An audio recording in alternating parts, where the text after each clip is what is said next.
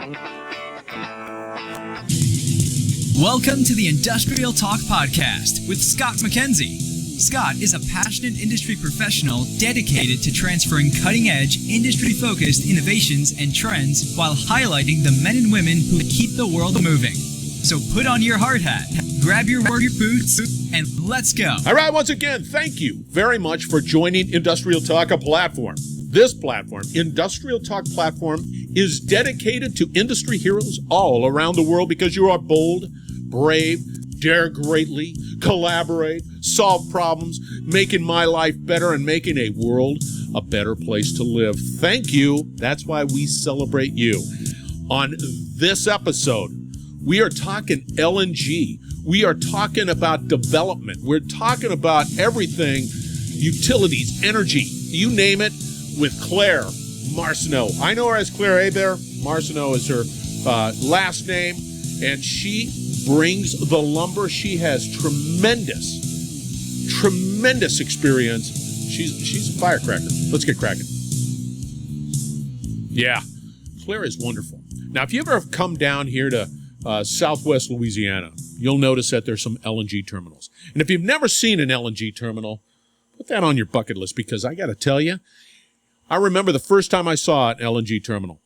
I think I was fishing, and we were tootling around in a boat, and you realize the incredible engineering that went into building an LNG terminal.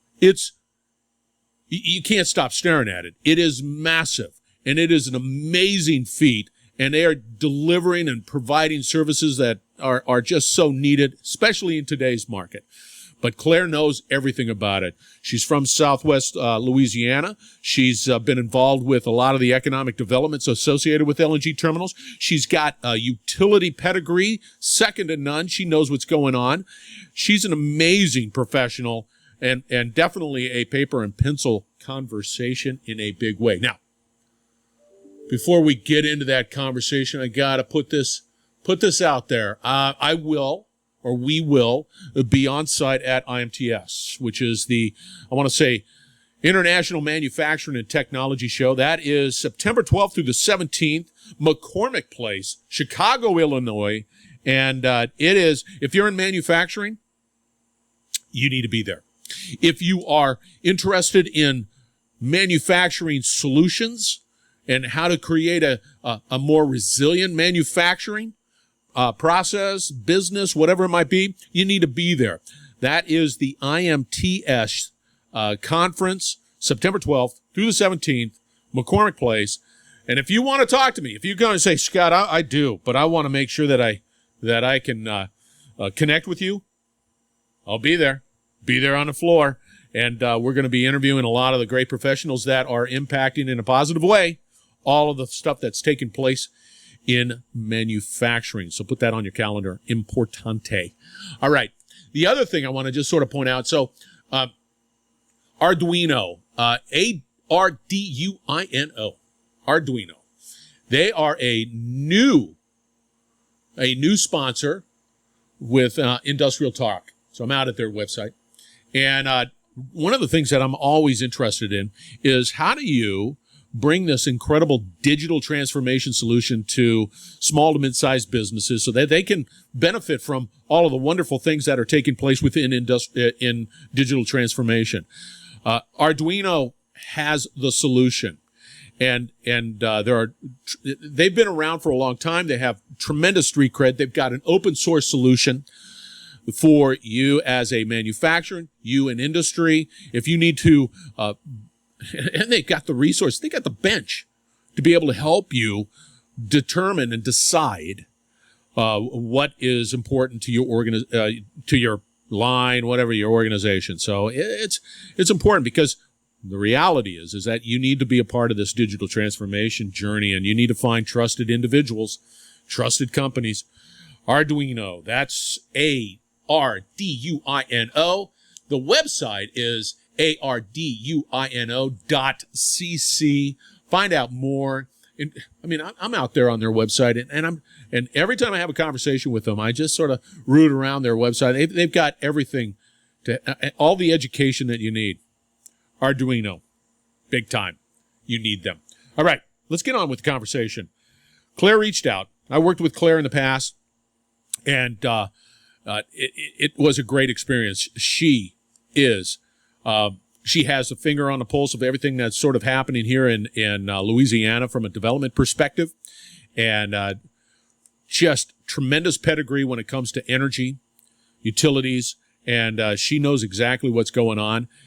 Paper and pencil, most definitely, and reach out to her. I highly just got to go. It'll be out on Industrial Talk, trust me.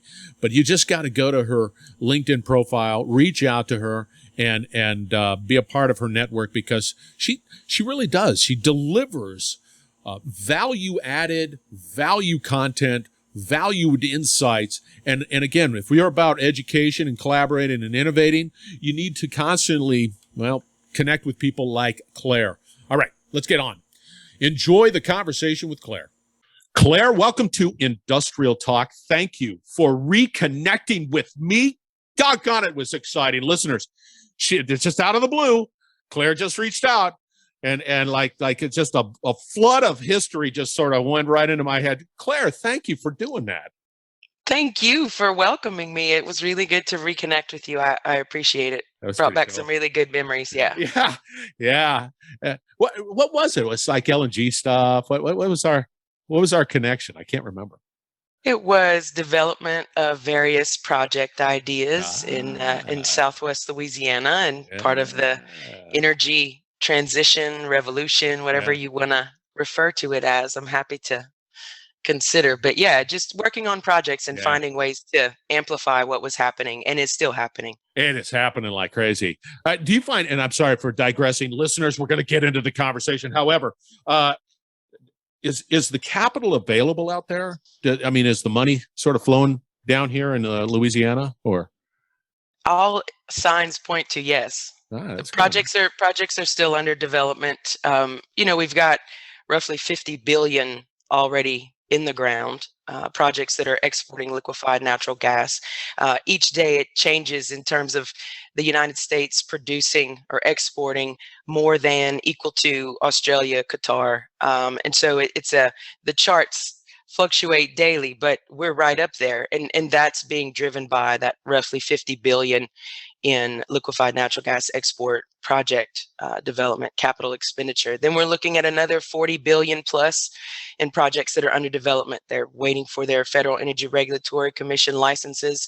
They're waiting for their final investment decisions to be made. Wow. These are projects that are years into development, where their waterway suitability assessments are done, their right-of-way for pipeline has been approved.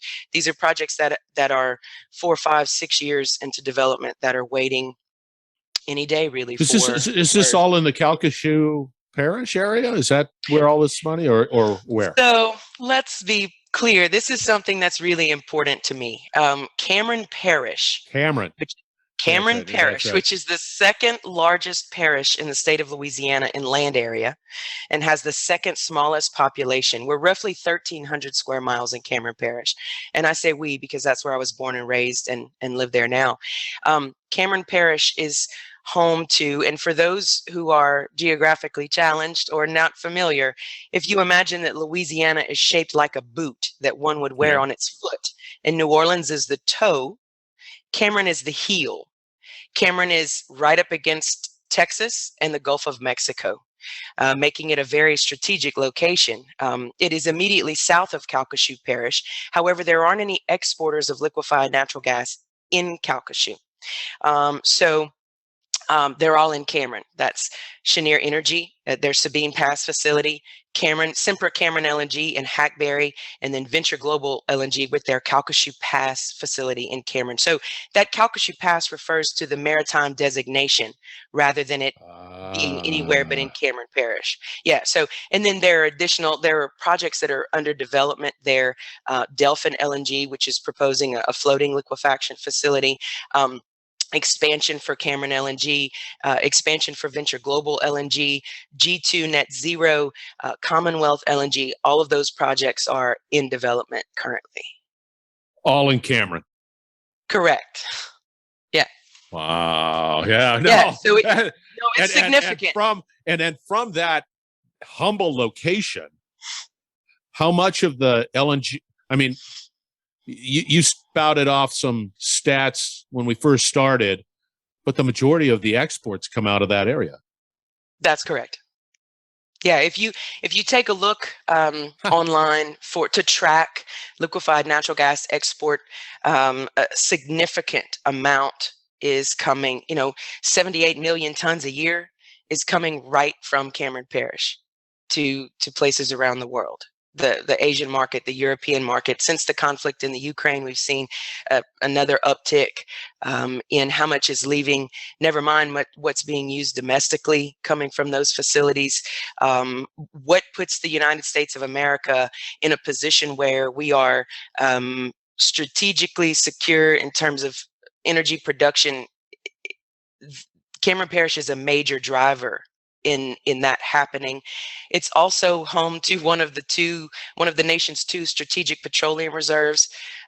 Roughly 700,000 barrels of capacity are housed there at the Strategic Petroleum Reserve.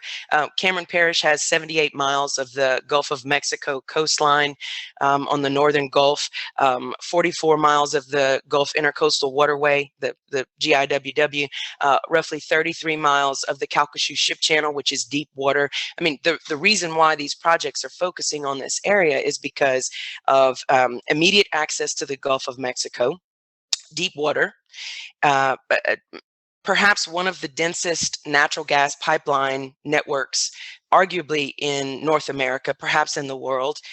When you take a look at natural gas pipelines from a national perspective, you can't even see the state of Louisiana, the southern part of Louisiana. It's a significant draw for projects that are looking to develop energy-related projects. Also, our community, not only in Cameron Parish, but in Southwest Louisiana and the state of Louisiana, has a solid track record for supporting smart energy projects that are considering their impact on the environment and the community as a whole. We've had tremendous opportunity to prove that we can be wise about our choices, that we participate in things like waterway suitability assessments that the Coast Guard oversees for these projects. We want to be strategic partners. We want to actively engage. And so that's what you've seen with us. What and for a definition, what is smart energy projects? Yeah, so I'm not using it as in a Webster's dictionary sort of way. I mean, choices being made about projects that include local vendors, suppliers, subcontractors, local government entities, making a choice to be inclusive rather than exclusive, developing a project under some veil, being out and open, talking with locals from everything from site selection to and I don't mean it in a smart growth type of way, although I welcome that.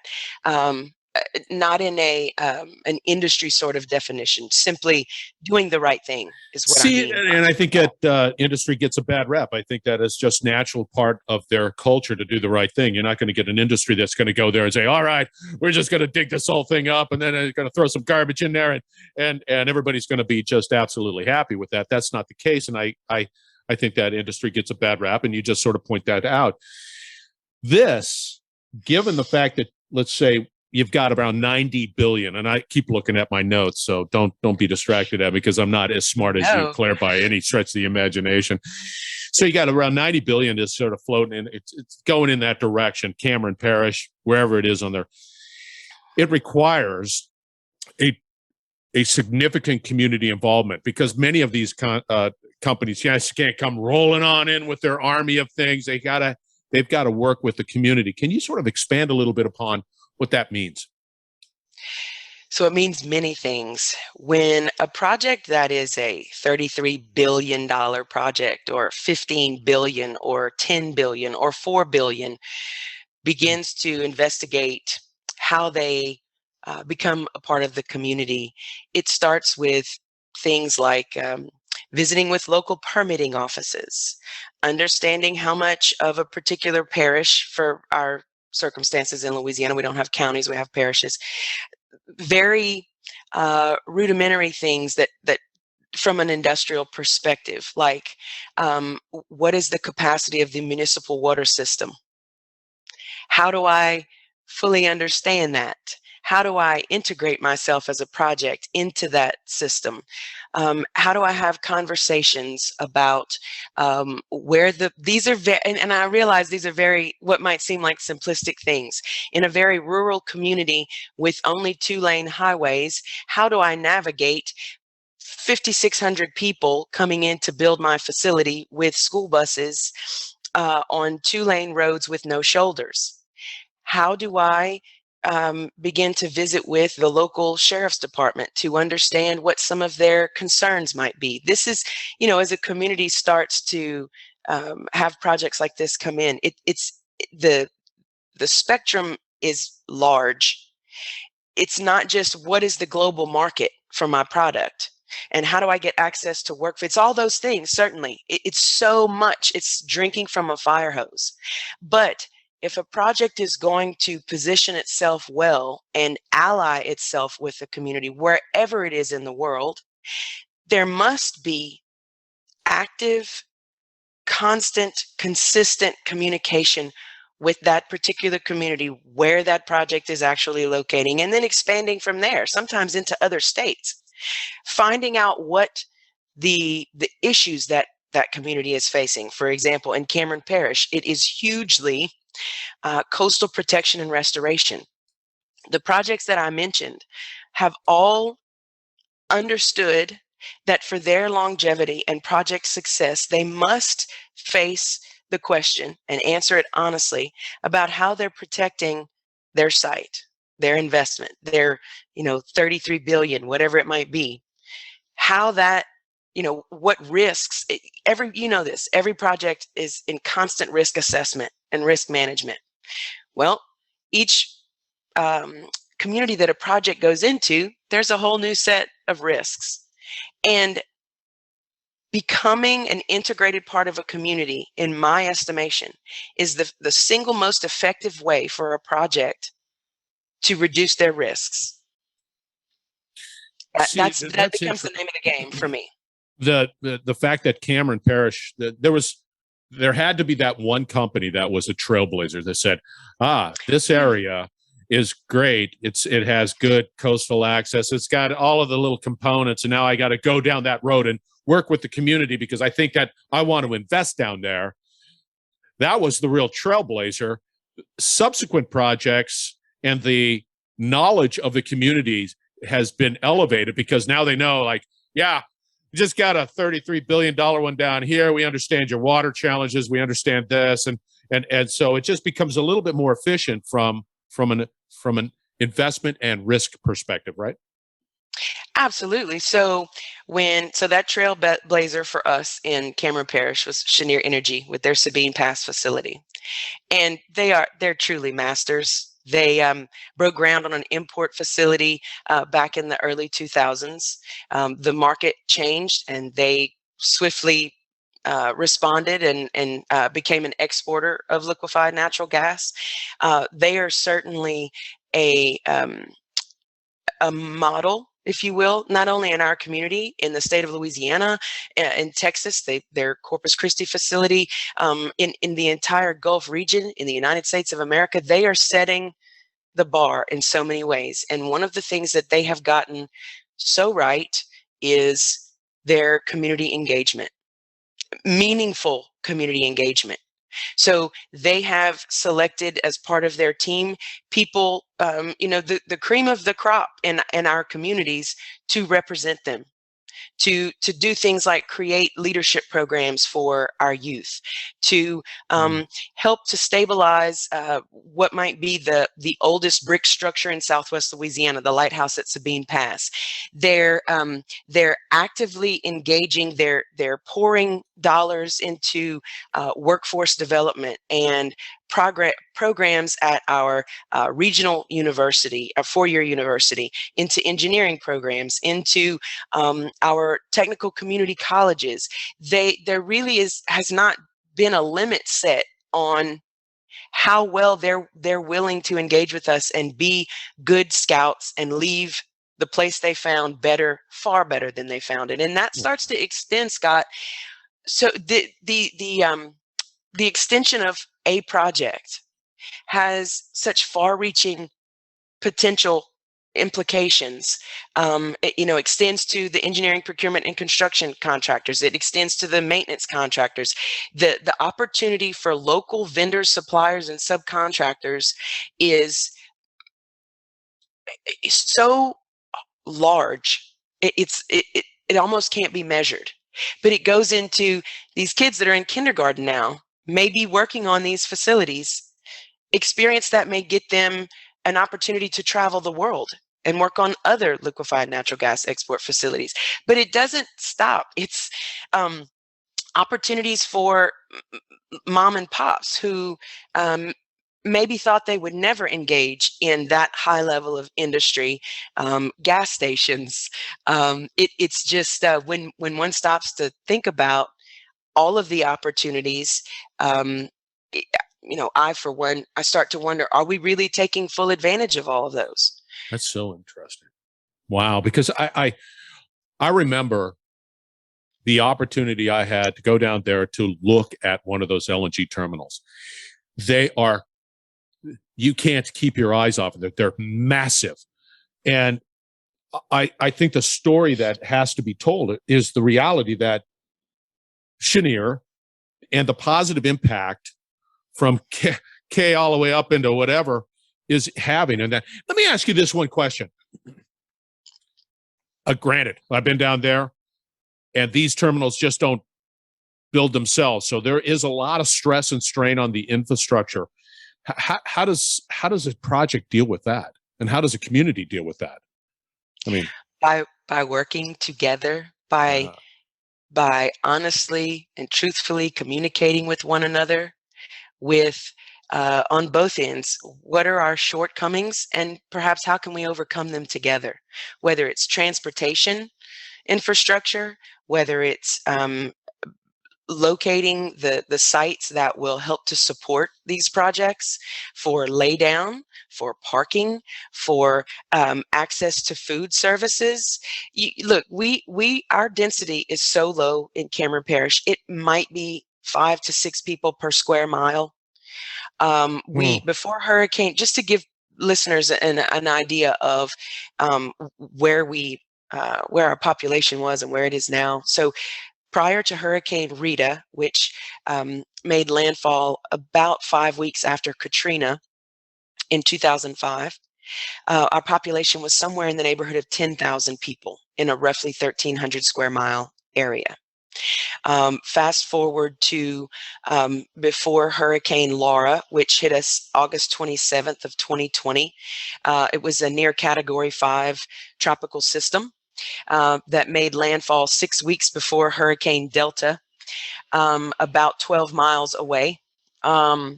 We've been hit pretty severely in recent times. So our population in August of 2020 was roughly 7,000 people. So we had gone from 10 to 7.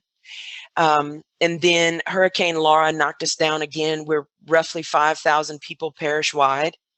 One of these projects at its peak had 12,000 construction workers in our community every day.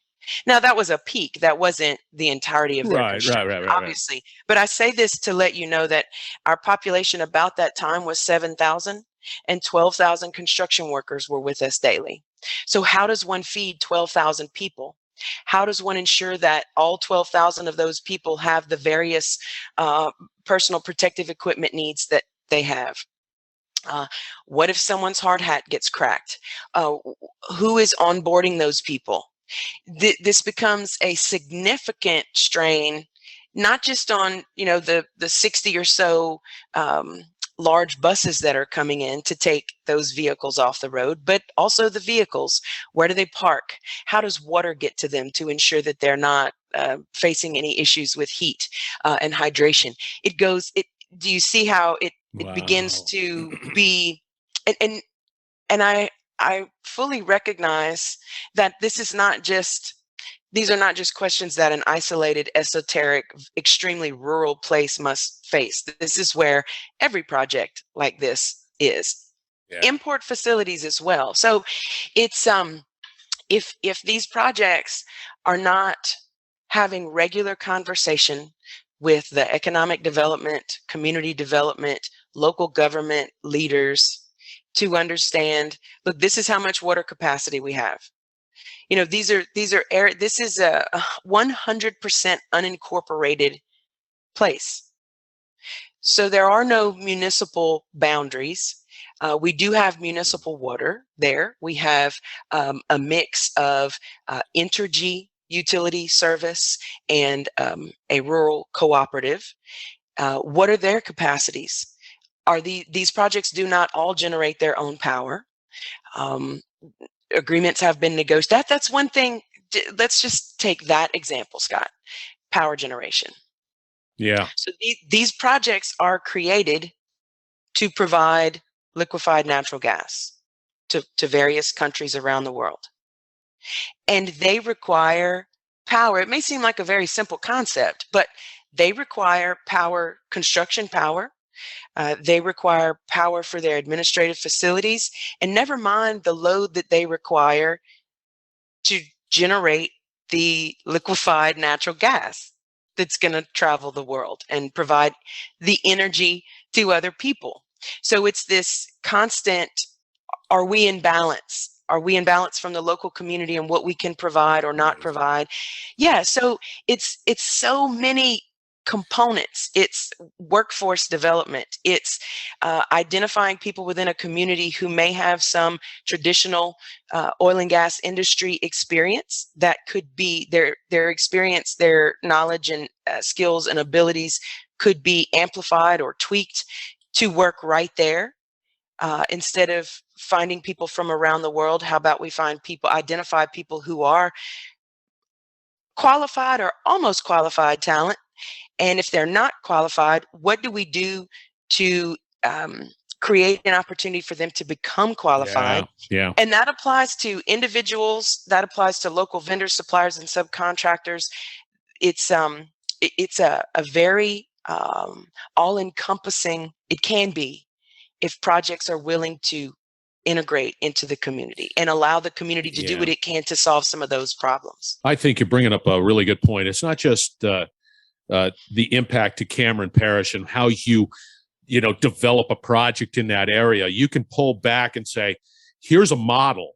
This model can be applied to other areas around the country who are thinking about investing in and being able to, this is a successful model. And I agree with you 100%. I think that there's no way you're going to be able to invest 33 billion or 10 billion or 5 billion or 8 billion, whatever it might be, without getting that community, the local community involved. And yes. And where's the roadblocks? What are the challenges? Because I'm all in. I feel like I'm just like, yeah, I'm going to carry the flag. I'm ready to roll.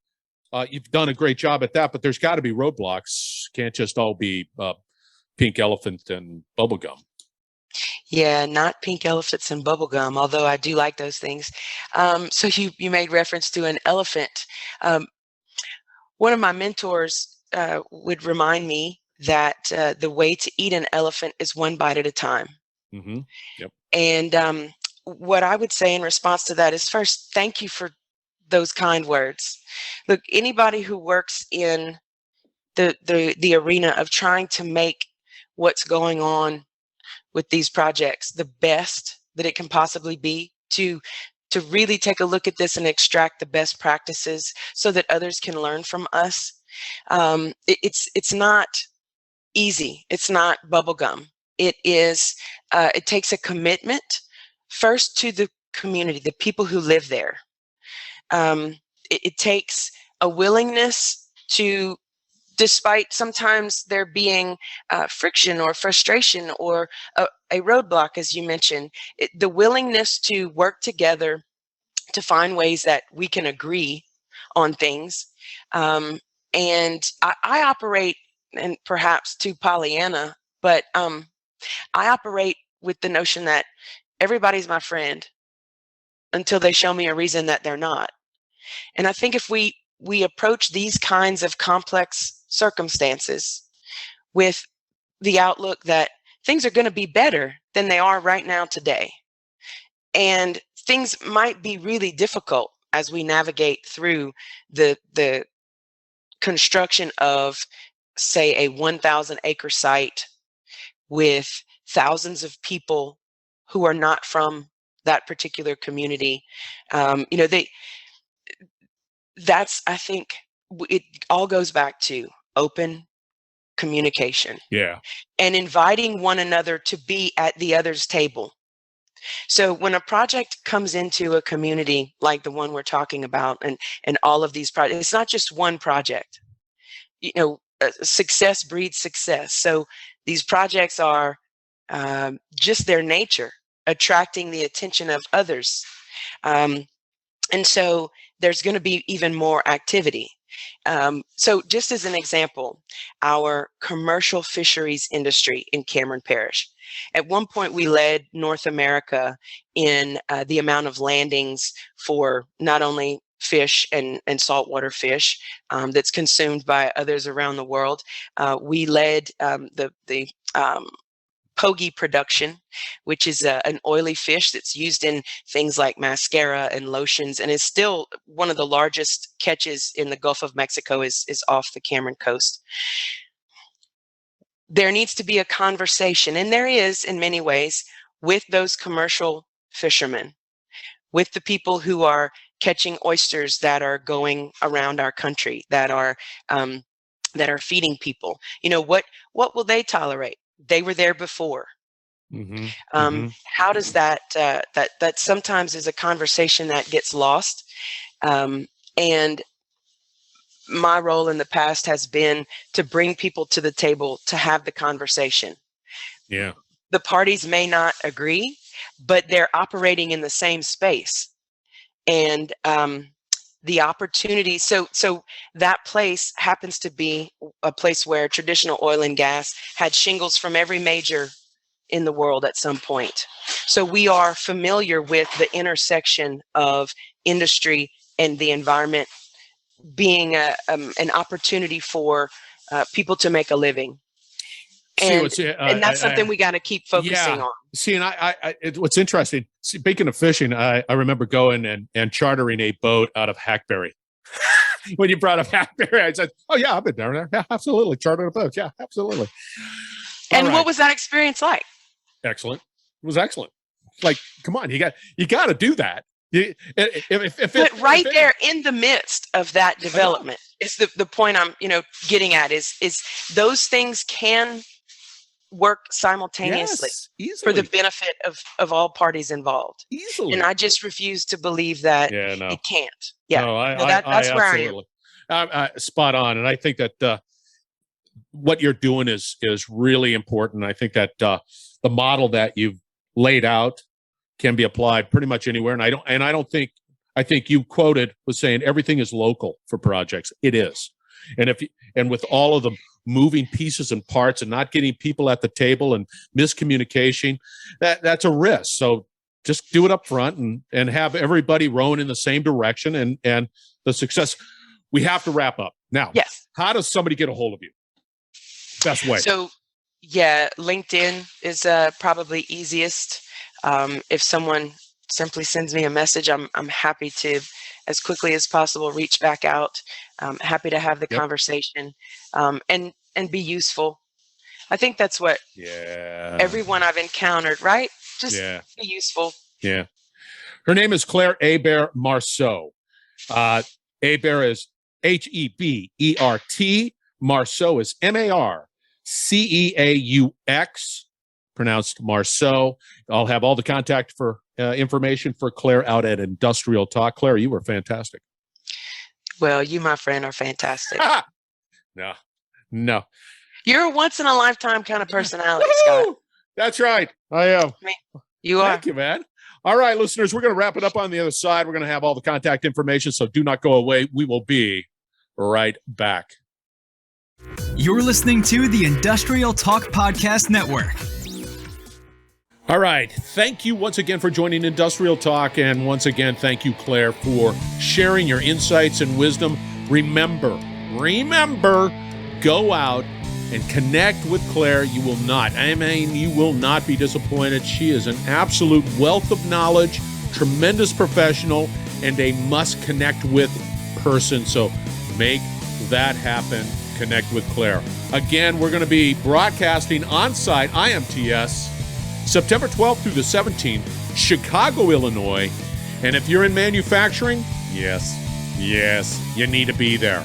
You need to be connecting and collaborating with all of the individuals and companies that are there, getting solutions to help you survive, help you be more resilient, whatever it might be, make you a better manufacturer. Absolutely. IMTS is the conference, and it is September 12th through the 17th. All right. Industrial Talk is a platform, and it is a platform that is celebrating you.